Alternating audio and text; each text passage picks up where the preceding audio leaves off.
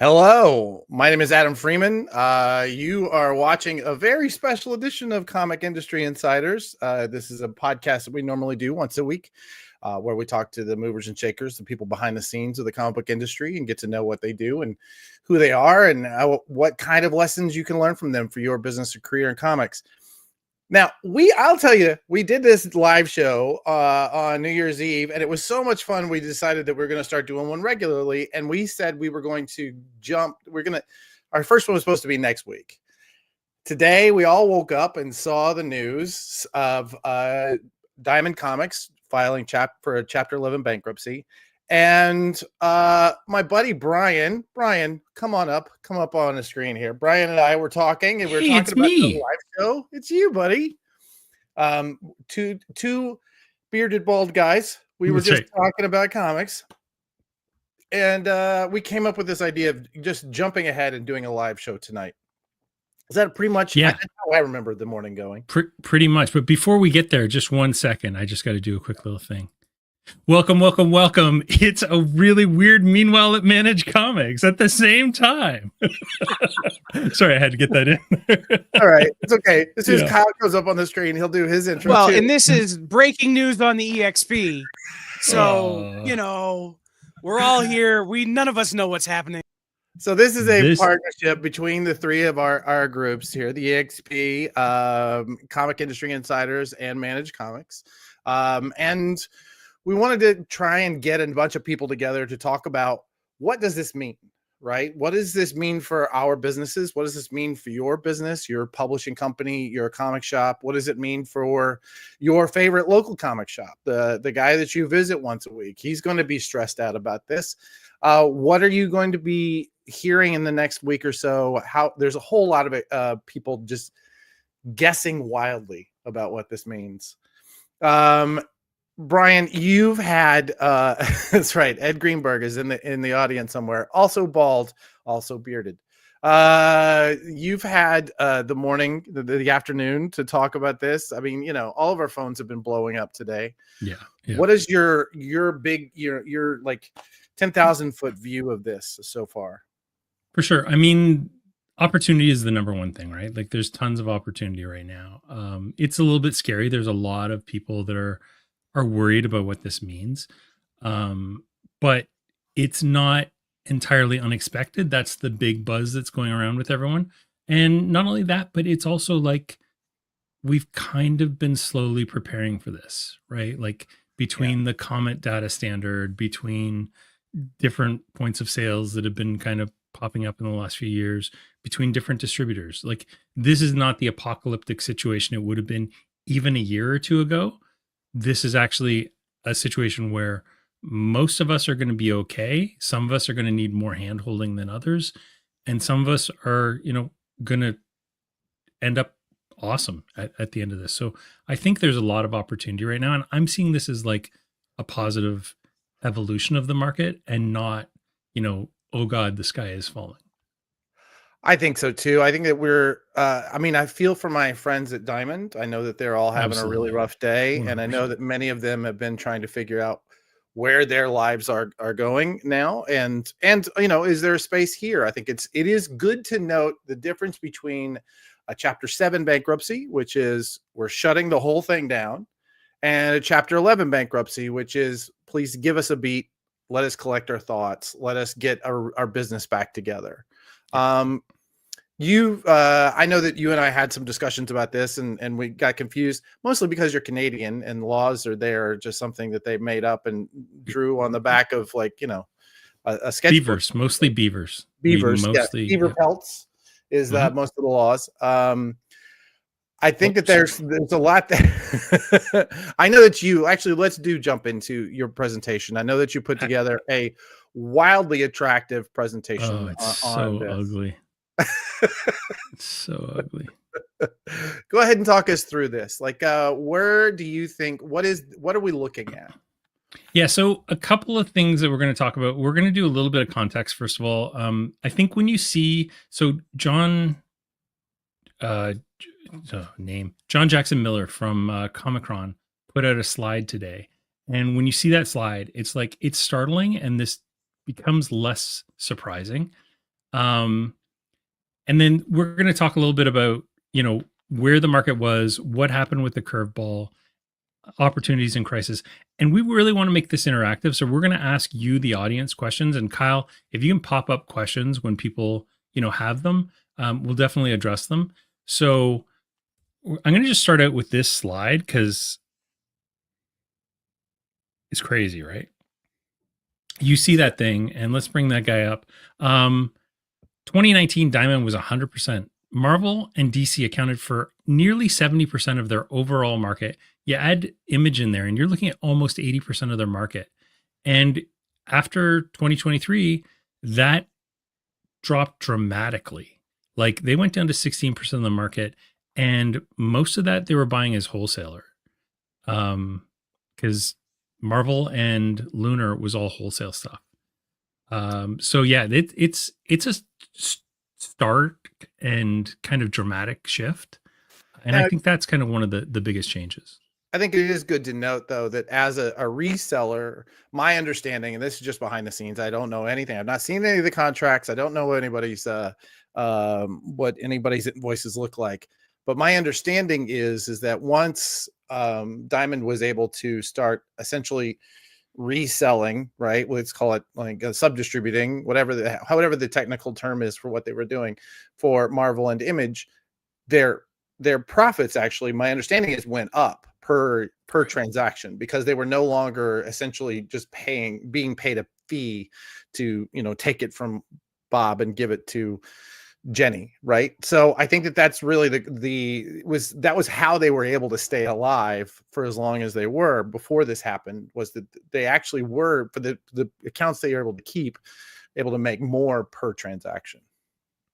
Yeah, that makes sense. Obviously that wasn't everybody. So yeah. Yeah, so to the audience, does that surprise you? Do the changes surprise you? What stands out the most? And let us know how this has impacted your shops. So obviously, from a shop perspective, everyone had to do a quick rebalance on their invoices. And personally, like I just started running a shop, and I rebalanced everything to everything that made the most financial sense to me. So some of it wasn't what was giving me the best discount. It was what I was getting the most profit from. And in my case, like moving Marvel to Penguin Random House, which is charging me a Canadian cover price and is giving me free shipping, was way more sense than even a 53% discount that I could have been getting through Penguin or Diamond. Right. They were, I mean, I think that's also, I heard that many times today as I was talking to many retailers. Spoke to some of the biggest retailers today, and they were all kind of singing the same refrain. We all knew this was coming. And we did do some to prepare for this. Many of them were, a lot of their orders are going directly through Diamond, and Diamond is still going to fulfill those. I think that's good. It's a good note is that as of right now, Diamond is struggling, but nothing has really changed, right? Kyle, give me some breaking news. We have some breaking news to report on. Oh.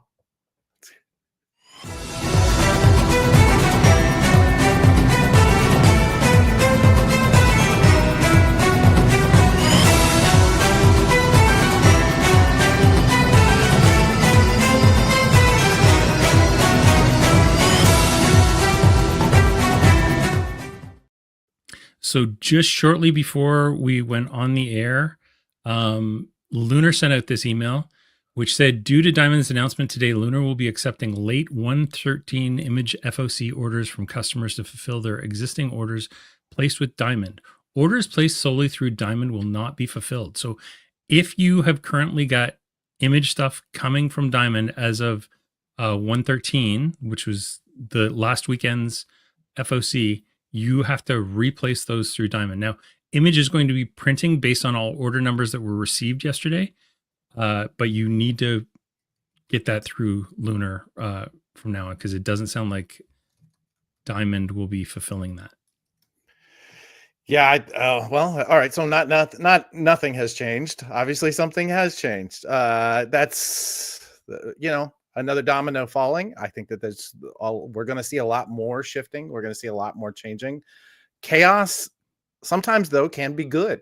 It gives opportunity for us to rebuild an industry that maybe, has been built up and with tools and kind of systems that have kind of are showing their age even more than you and I, right? Yeah, for sure. Hey, speaking of which, let's bring a couple people in. But before we do, let's address some of these folks. Feel for people who are employees or relied on Diamond. However, for us, I look forward to maybe obtaining Dynamite and Titans from other such publishers.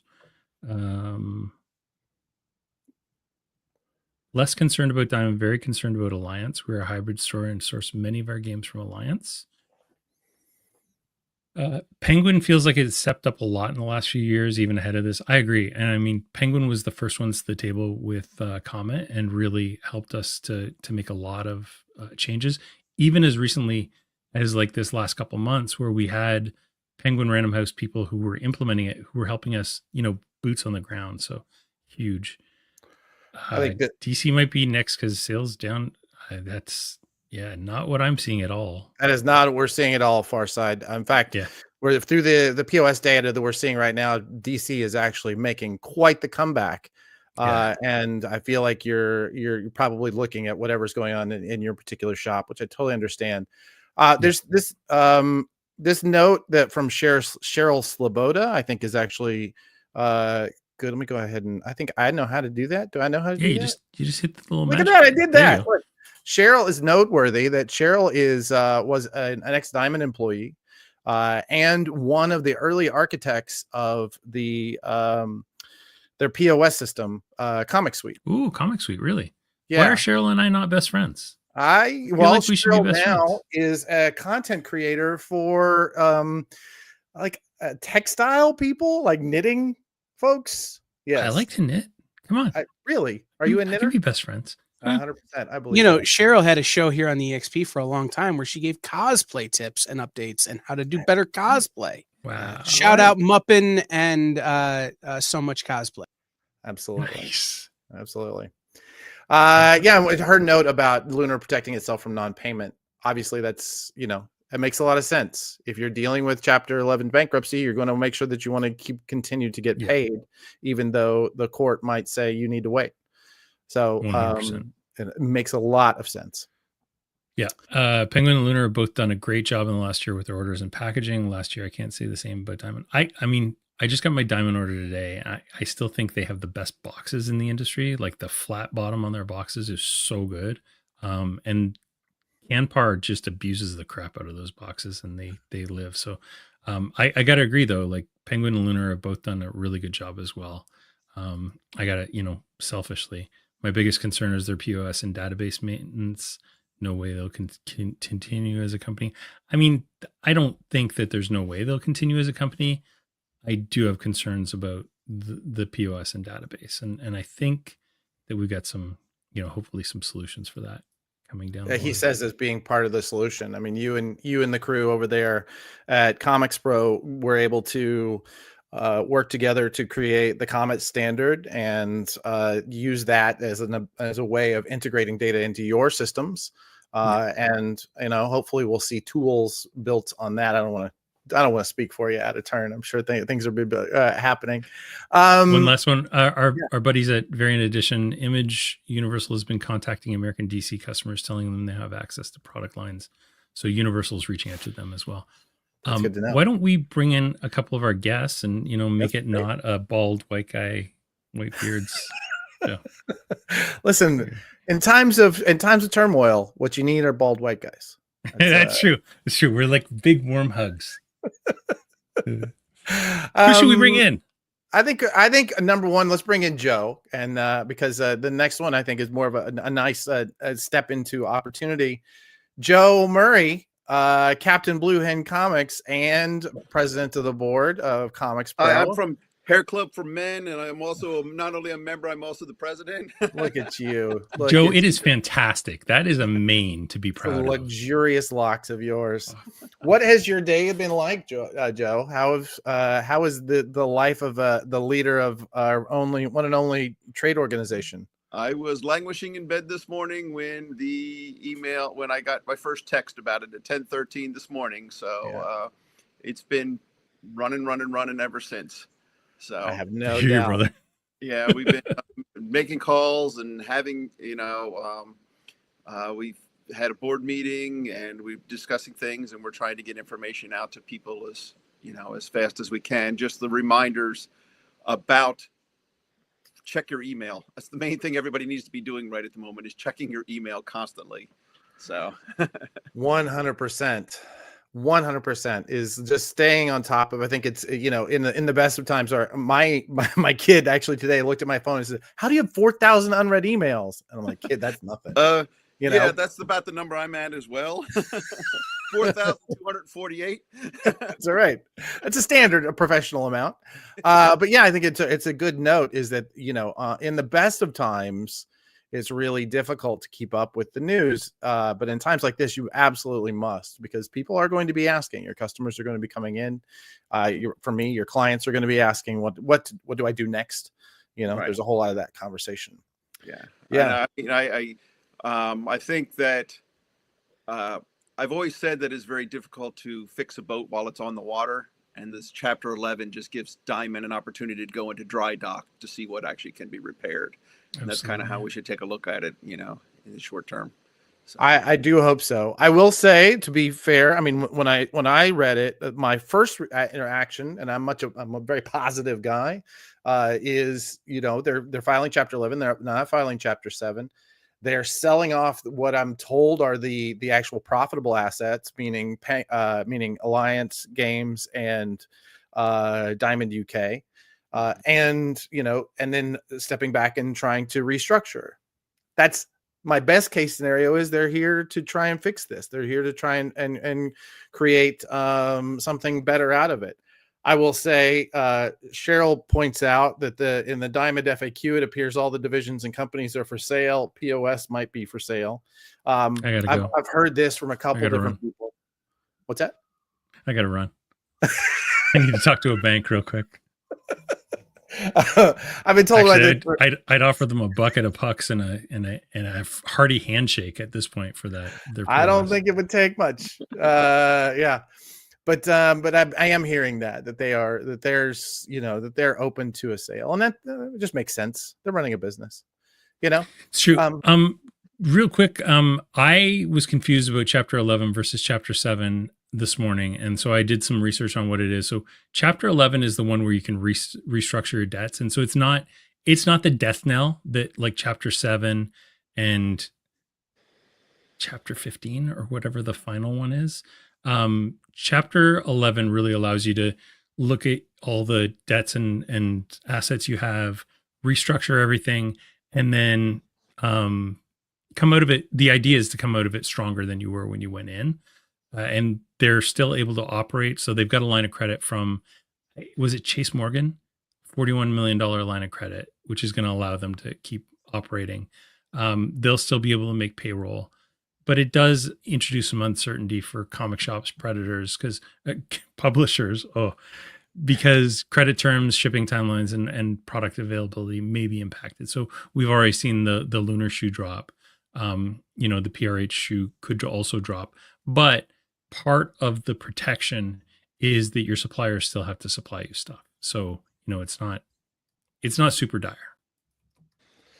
Yeah, I would say not. And it's not super dire for retailers either. Here in a minute, we're going to bring up our friend River from Gobble Market. But before that, I always wanted to have one of these shows where somebody calls in. Apparently, we have Chuck Lepage on the line. Chuck? Yes, sir. Hi. How has your day been? Has your inbox been crazy?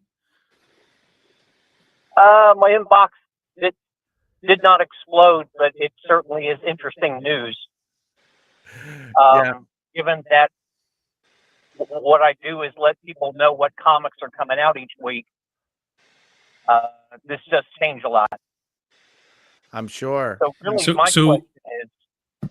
Yeah, go ahead. Sorry, Chuck. Just give me a sec. I'm gonna Chuck. Just let me make a quick introduction. So just so that folks know who Chuck is. Chuck is the dude behind Comic List, which has been like the go-to place to find out what new releases are coming out this week since like the early CBR days, like way back when Comic Book Resources was still called Comic Book Resources and Jonah Weiland ran it. So Chuck has been instrumental in, making sure folks knew what was coming out week to week. And with the distribution changes, I know he's done a ton of work there, and losing access to possibly some of that information could pose problems for getting that out. So Chuck, sorry, continue. No, that's okay. That's a very good explanation of what I'm thinking about. Because whatever we think about Diamond in relation to comic book stores and them getting their shipments, for my purposes, Diamond was the one distributor where I could find out what everybody was releasing and when. Whereas with Penguin Random House, they don't do that. With Lunar, they don't do that. So I guess my question is, and there really is no answer, who's going to step up and provide that kind of information to people like me and to people like anyone? Because I can go to Lunar and I can find out what's coming out, sort of, but not in the format Diamond does it. Diamond just says, hey, here's what's coming out this week, here's what's coming out this month. And I don't get that from the other. True, but at the moment, Diamond's information has not been wholly accurate from some suppliers, because if you go to their site and it says, say, Dogman, the new Dogman is shipping 12/5 or something, but it has not shipped from Diamond yet because it's been delayed by some of these things. So I do appreciate we're going to be losing some of that centralized data, but the information has not been wholly accurate yet at the most recently. Yeah, I think it's good to note that we're not in a world where there is centralized data, that we haven't had that really since this whole distribution shift started to happen. We do however, have a number of different players on the field who are trying to bring that centralized data. I know that Brian here is working on something to pull that kind of stuff together and be able to present it. I know that there are a couple of others that are working that side of the game. Also, I think we just need to get to a place where we understand that there is not going to be an all-father anymore, right? There's not going to be one source of information, one source of data, but it's also, that means that the people that were controlling that data are no longer deciding what we can and cannot see. And I think that's also very interesting from a publishing standpoint. I will say that working with Diamond, I've been lucky to be in relationships with them where I got a lot of data, but I know most publishers did not. They did not see individual retailer orders. And a lot of that stuff really goes to how you set up your systems, how you set up your incentives, how you decide where, when you're going to be selling your books. And I think that has been a frustration working with Diamond. I will say the last year or two, they've been a joy to work with. They've been, happy to share. So I can see what you're saying, but I think we also have an opportunity is what I'm getting to. Chuck, you and I got a meeting on Thursday, and we'll discuss that then, because I see you in my calendar, and I'll get you some access. Yeah. You're okay. You're okay. Schedule that meeting. Felt like a real good time to talk to Brian. We'll get you set up. No worries. What you do is a service to the entire community, and I appreciate it. So we'll make sure you're golden. Awesome, Chuck. Thank you so much, buddy, for what you do. Absolutely. It's absolutely necessary. You're going to be one of those that provides this service that we're talking about. So we need people like you. Okay. In our waiting room, we have River Hardrick. Did I get that right? You got that right. Yep. I'm so used to seeing Von Doom that it throws me off when I have to remember your street name. River runs, along with a couple partners, one of my favorite shops I've been in many years. I have to say, the brand new Goblin Market in or close to Chicago. I don't know. In Chicago, you said the suburbs last time, and that is offensive to me. I am so sorry. I am so sorry. I thought there was a neighborhood. I'm so sorry. And yes, they're in Chicago. It is a glorious space. They've done a fantastic job of, and already in their first, like even I think we're less than 2 years. I think they've created an incredible community and an incredible space. River, you were talking earlier today on the socials when we were talking about this. You were talking about how the importance for retailers to also kind of mitigate their risk by setting up multiple accounts. Can you talk some more about that? Yeah. So when we started Goblin Market, we're at about a year and 3 months. We didn't even have a Diamond account until about 6 months in. We started with Penguin and Lunar for individual issues, but we went a lot harder on manga, on graphic novels, and we get them from Simon and Schuster for a lot of our manga, from Hachette, which is one of the companies that Diamond hasn't been getting on time. It hasn't been getting out to people. We've been getting things from, well, directly from Penguin, which is really nice, and from a lot of smaller places, like Abrams has been pretty huge from us, another one that Diamond hasn't been getting out on time lately. So the best thing that we've done to prepare for this is to open accounts with those book market distributors. And that was pretty scary for me because coming from the comic market, like, I've been in comics for about 15 years. I'm used to Diamond being that one-stop shop. And every book market distributor is different and weird. But there's an entire book market out there that can help you navigate that.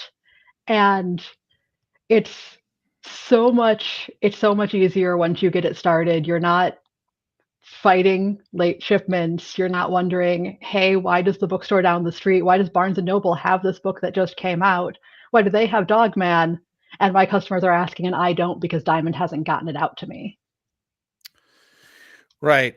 And I mean, it is notable that while for single issue comics, it would be really, really difficult to try and carry a broad depth of indie books, you can still get what is it, like 80% of the market share by just doing Penguin and Lunar at this point, because they are all there. You guys, I know that I know last time I talked to you, you were debating whether or not you're going to continue to carry single issue comics on the shelves. You haven't given up, right? We haven't. The single issue comics were a slower start for us. It's something that we had to hand sell a lot more.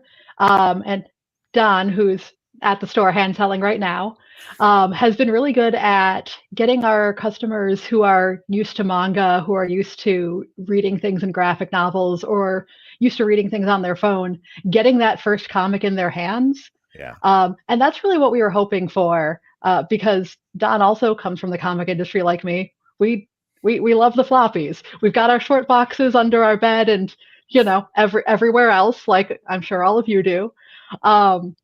And we kind of love being the people who say, oh, you like this graphic novel, you like this manga. Here, try this comic, try this new Image series. And that's actually that's picked up a lot for us. Yeah.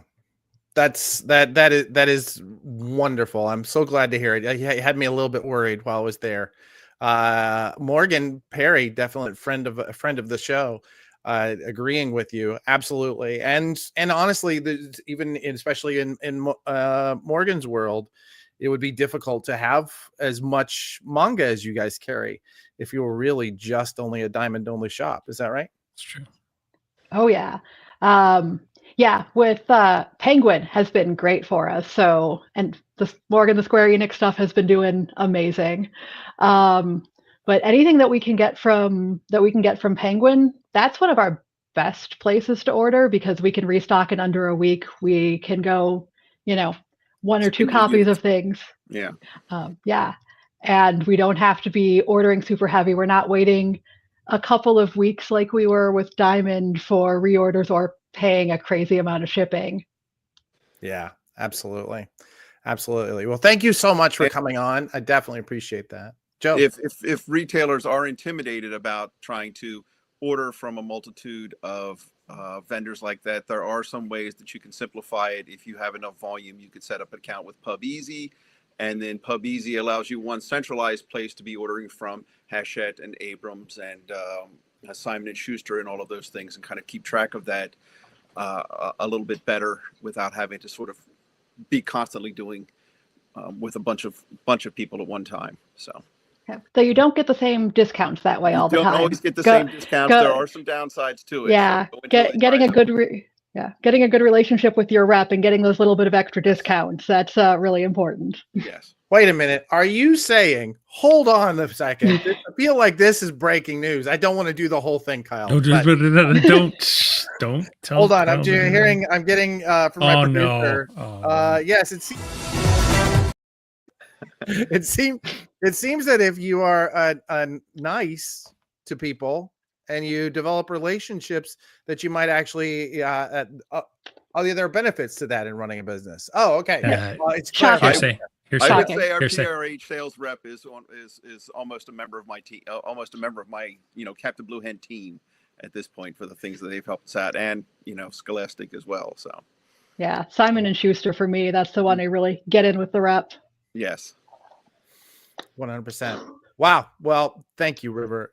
Absolutely. Well, always wonderful. And every time you talk, I have to tell you, it's rare to see somebody kind of come up through the ranks of retail and then open a shop and do so well that when you write your book, I'm here for it. We're ready to publish it. Okay.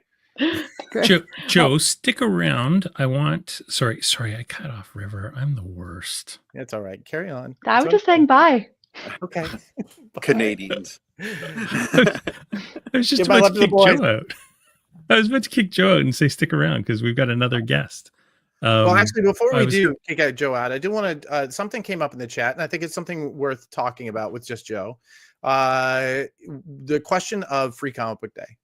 Mm-hmm. So, Free Comic Book Day for many years there's a panel of judges, a secret panel of judges who decide what becomes gold standard, what becomes silver.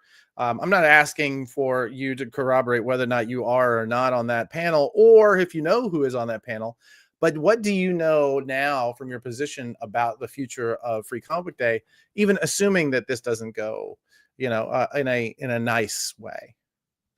I have no specific insight to it at present. I may have had some in the past, but I do not have any insight into that presently anymore. I had a little bit much on the plate, but ComicsPRO only knows as much as everybody else does with regards to Free Comic Book Day. But that is something that we are definitely trying to keep an eye on.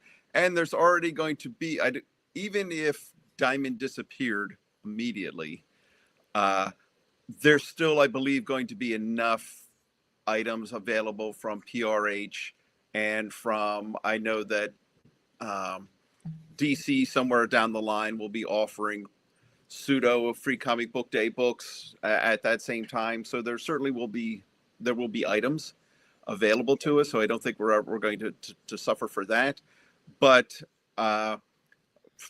Diamond has not necessarily always gotten as much credit as they should for the sheer size of the effort that goes into Free Comic Book Day and the cost associated with that, and everything. So hopefully it is a matter of pride that they won't sort of let that go away, but its fate is up in the air at the moment. So yeah, I definitely understand that. Dan, I would jump to, I disagree with your statement. My understanding is that Comicron only ever had a ranking and a percentage. They were never actually getting numbers. I've talked about this with John a couple times.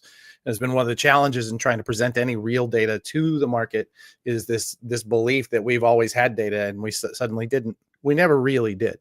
It's been but the best I can get to it.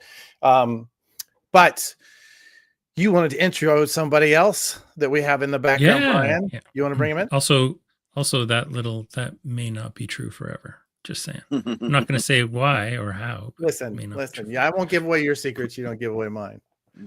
I'm going to introduce a buddy of mine. This is Andrea Gilroy from Books with Pictures in Eugene, Oregon. Oh, no.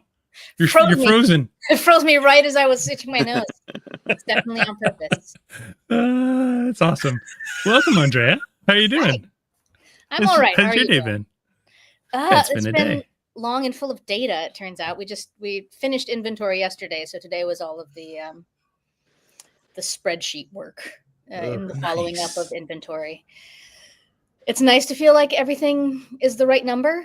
I don't know what gremlins get inside the computer and change that, but I am tired of looking at spreadsheets. But for you, I'll look at the screen for a few more minutes. Oh, lovely. So how has this news kind of affected you? I know you guys are fairly diversified. You are kind of like an indie bookstore that also sells comics. Yeah, we've kind of pitched ourselves as a comic book bookshop for a while. Although we moved to a new location March of last year, is wild to believe. It's almost been a year now. There was like a little bit more. It's a little bit more upscale. It's a little fancier. We've got a little more space. So there were certainly ways we were expecting our numbers to shift, and fascinatingly, our single issues actually increased. When I ran the numbers, I showed everybody, and everyone was like, "What? That doesn't feel right." About 6% of the total, percentage. There's definitely more foot traffic, and that's part of it. We had a couple of the kind of big spenders who come every week with really big pull boxes, come and go, and then we got a couple more. So but that's still it's a big number to that none of us felt like was happening. So even for a shop that doesn't necessarily prioritize single issues are very much not dead and still around. But I have been ordering from all of the major distributors pretty much since they started. My shop opened 14 days before it had to close down. Well, technically 10 days, but who's counting? Me. I was counting in 2020. So I had like a brilliant, hey, Doug. I had a brilliant 3 weeks of I only have to order from one person and it's all fine. And it very quickly changed. But we've had to adapt to that. We've got, as River was saying and Joe was saying, we've got a great relationship with our PRH folks. We were even pretty lucky in the transition. We didn't have a huge number of damages. I know a lot of folks did. I saw firsthand what other folks went through, but we were lucky in that way. And we have a pretty strong. It's not the largest contingent, but a pretty strong DC contingent. So, we switched in. We were with Lunar right away as well. But most of our books we haven't really been ordering through Diamond for quite a while now. In part because we've kind of, I don't know, it's as I'm sure I'm not the first person to say, it's not a surprise in a lot of ways. One was wondering how bad it was behind the scenes. Clearly something was happening. There was somebody behind the curtain making some things move, but yeah, it's been. I don't know how much hugely it's going to directly affect me, although I have great love for the history of the direct market, and Diamond was defining of that for so long. Yeah, for sure. That's funny. I did a timeline this morning where I just kind of broke down the whole history of and at some point I'll have to share this because it's fascinating. I stole from a bunch of different sources and just kind of compiled it all together and made a really neat timeline. But yeah, it's fascinating to see, you're talking, 80s, 70s till now. That's just, it would be a shame if it went away. Yeah. Captain Blue Hand was account number 12 with wow. Diamond originally. So wow. That's amazing. I'm 892. So I have a different number now because they took it over multiple times, but we were the 12th account originally.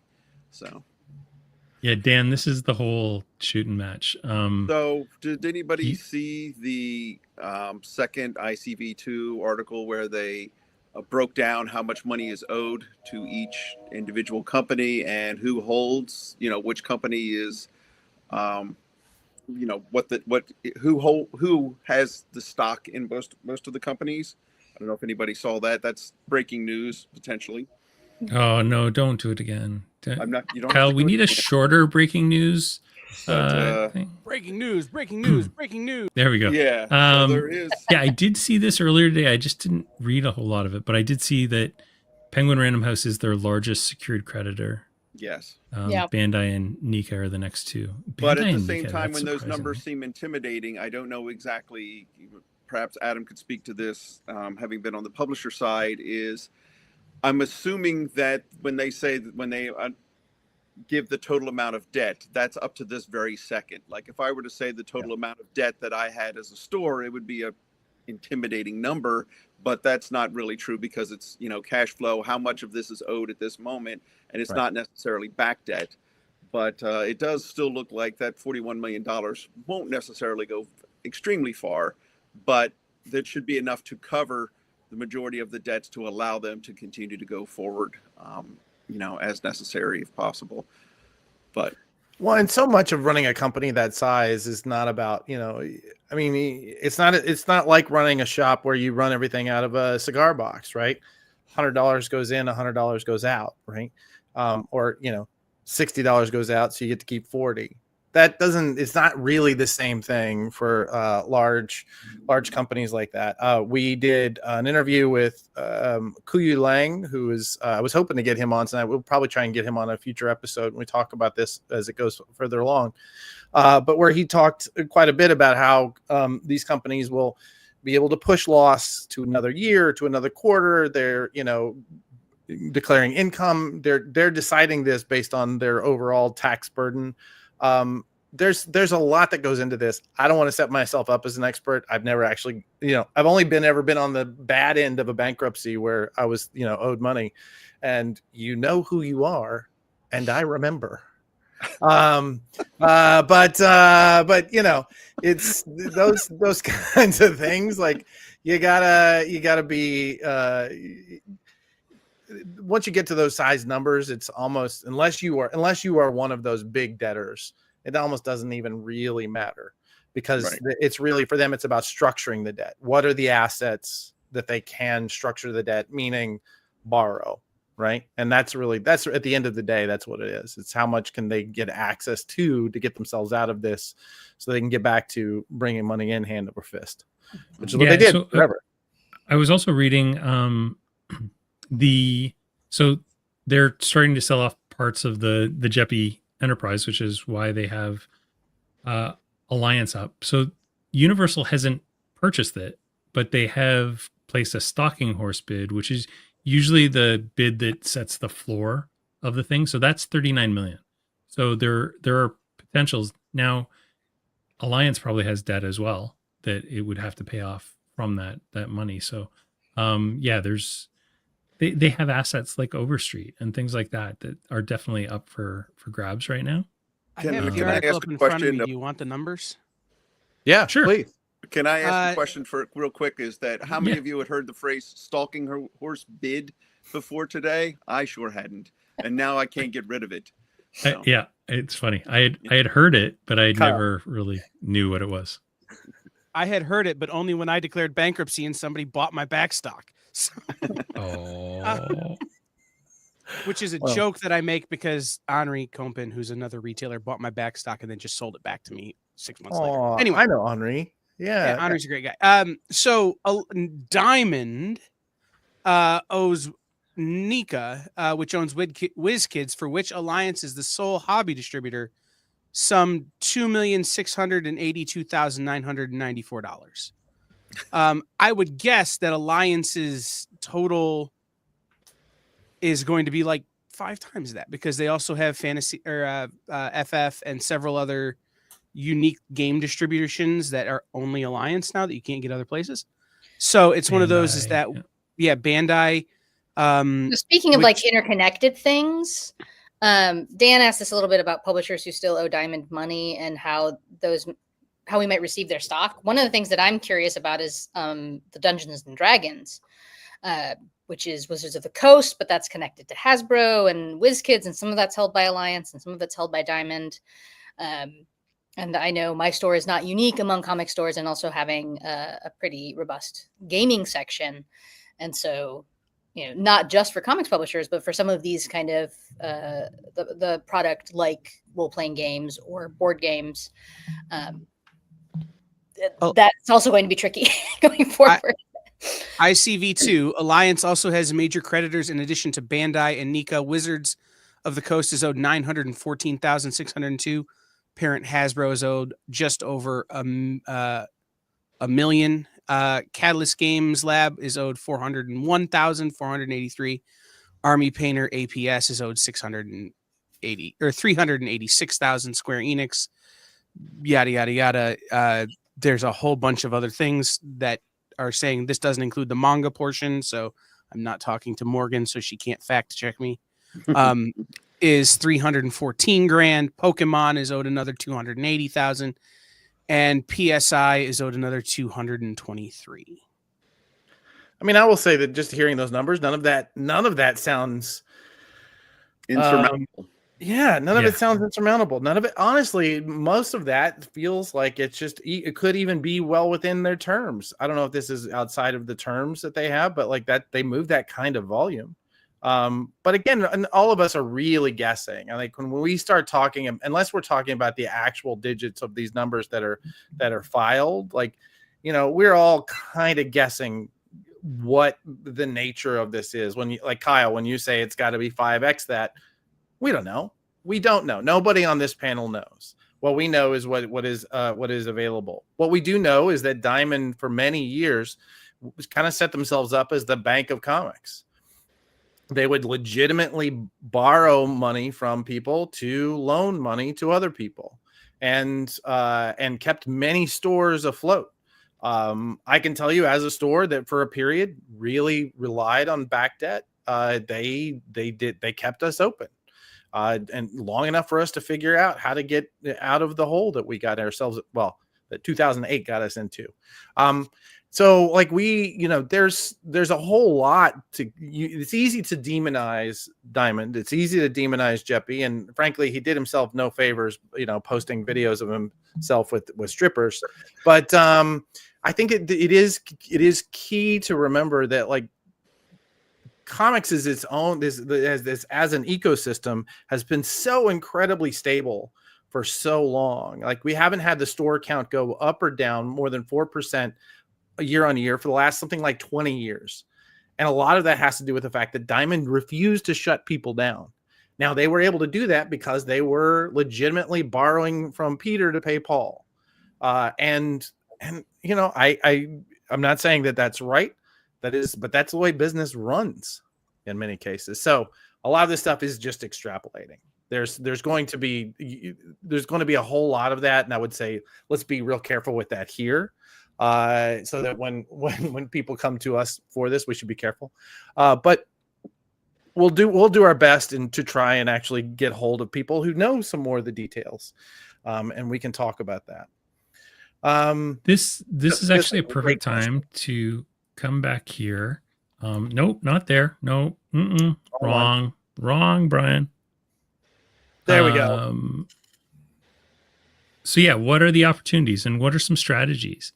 Definitely diversifying relationships. Penguin Random House, Lunar, Universal, Hachette, Ingram, all those guys. You need to be getting, if you don't already have accounts, get accounts with all of them. Leverage that distributor competition.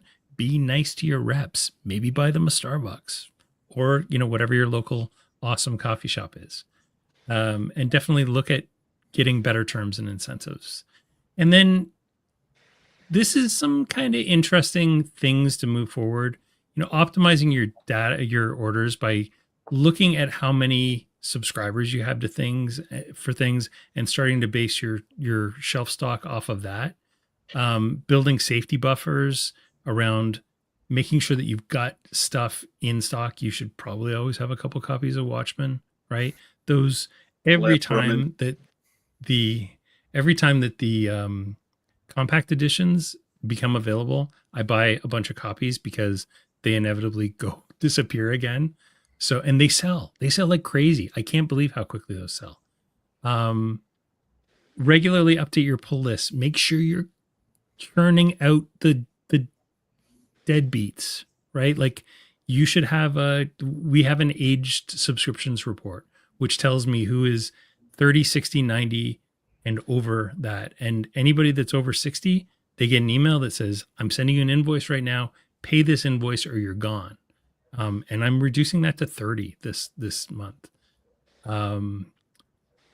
There's a couple of community-based things you could look at, partnering with nearby comic shops to, combine orders if you need to, cross-promoting events to drive success. If you've got an FCBD event going on in your city, my city, they do a stamp card that has like a treasure map. When you fill out all the stamps, you end up getting a reward at one of the stores. But that's like a super cool thing that community strengthens us. And I think our community as comics retailers is stronger than most other communities out there. And we really need to take advantage of that. And then publishers want to work with you and they want to, get your business. So work with them. I think those are big things that we should be really looking at. And also, You're smarter than me. I want to point out that there's no. You kidding me? I just bullshit better than you do. I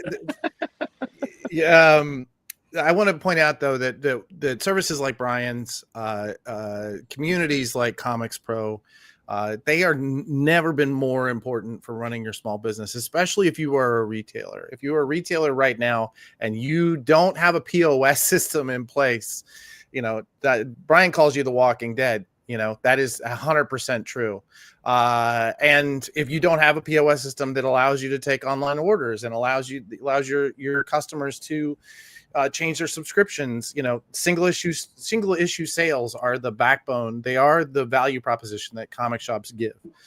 So make sure that you're doing that as well as you possibly can using software as a service, because it is only going to get more complicated.